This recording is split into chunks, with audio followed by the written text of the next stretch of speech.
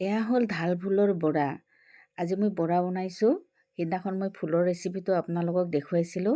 কোনোবাই বিচাৰিছিলে মানে ৰেচিপিটো লাগে, সেয়ে মই আজি ৰেচিপিটো আপোনালোকৰ মাজত শ্বেয়াৰ কৰিলোঁ। এয়া ঢাল ফুলকেইটা মই ভালকৈ পৰিষ্কাৰ কৰি ল'লোঁ আৰু এয়া বেচন লৈছোঁ, দালিৰ চামুচত 1 চামুচ আৰু এয়া ল'লোঁ পিঠাগুড়ি আধা চামুচ, তাৰপিছত হালধি, নিমখ, কালজিৰা, গোটা জিৰা আৰু জিৰা ধনিয়াৰ পাউডাৰ অলপ দি মই মিশ্ৰণটো ভালদৰে গলি ল'লোঁ ধুনীয়াকৈ। খুব বেছি ডাঠ নহয়, পাতলো নহয়, এনেকৈ মই মিশ্ৰণটো তৈয়াৰ কৰি লোৱা হ'ল। তাৰপিছত মই ৰিফাইন তেল দি দিলোঁ।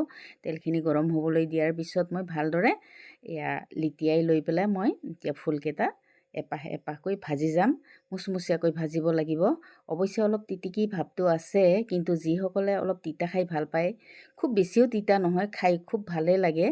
যিসকলে তিতা খাই ভাল পায় নিশ্চয় ভালেই পাব, কিন্তু তিতাটো খুব বেছি নহয়, খুব সাধাৰণ তিতা এটা আছে।